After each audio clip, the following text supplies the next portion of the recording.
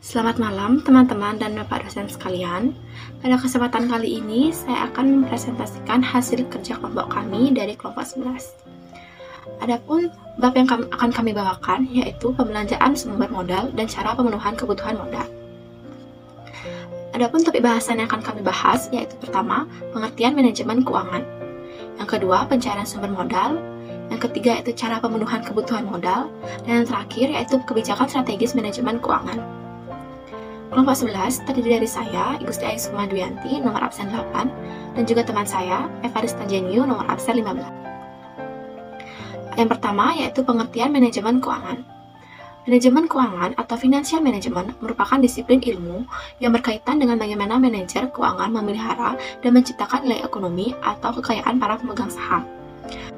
Manajemen keuangan berhubungan dengan 3 aktivitas atau fungsi utama, yaitu allocation of fund atau aktivitas penggunaan dana, yang kedua yaitu raising of fund atau aktivitas perolehan dana, yang ketiga yaitu manajemen aset atau aktivitas pengelolaan aktiva. Selanjutnya yaitu fungsi manajemen keuangan. Yang pertama yaitu ada fungsi keputusan investasi, adalah fungsi keputusan yang menyangkut alokasi modal dan sumber daya perusahaan untuk membuat suatu proyek, produk, dan pembelian aset suatu organisasi atau perusahaan.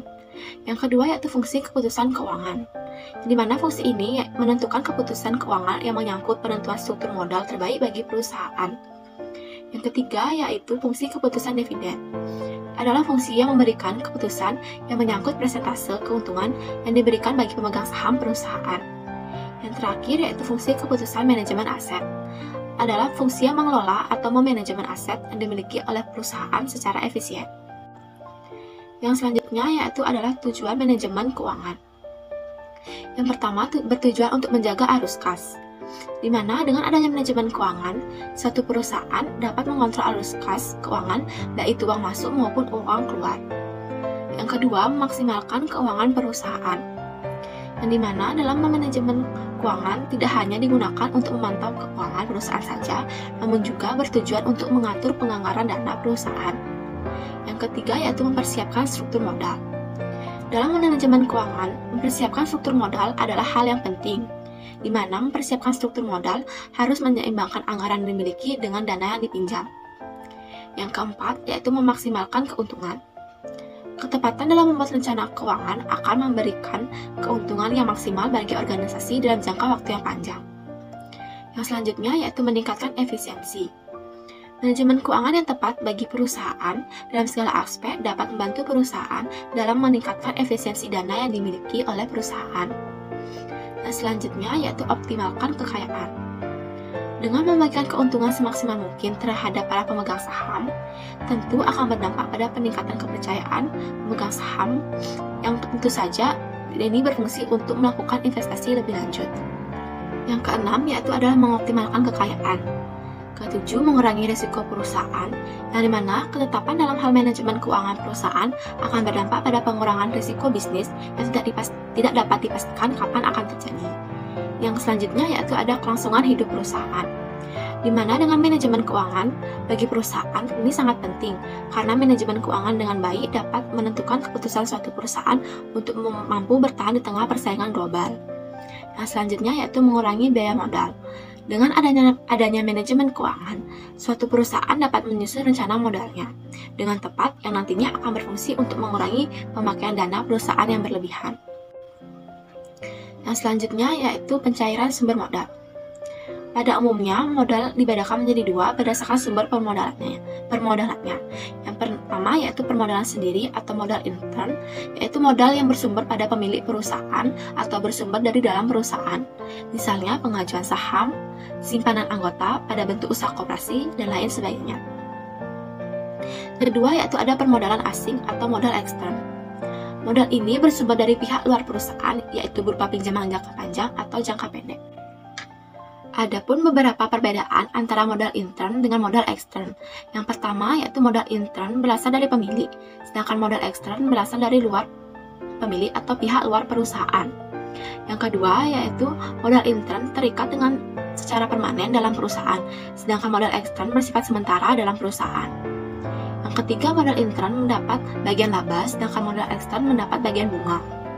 Dan yang terakhir yaitu modal intern memikul resiko secara mutlak jika perusahaan tersebut menderita kerugian, yang dimana kerugian ini nanti akan dibebankan terhadap kekayaan sendiri.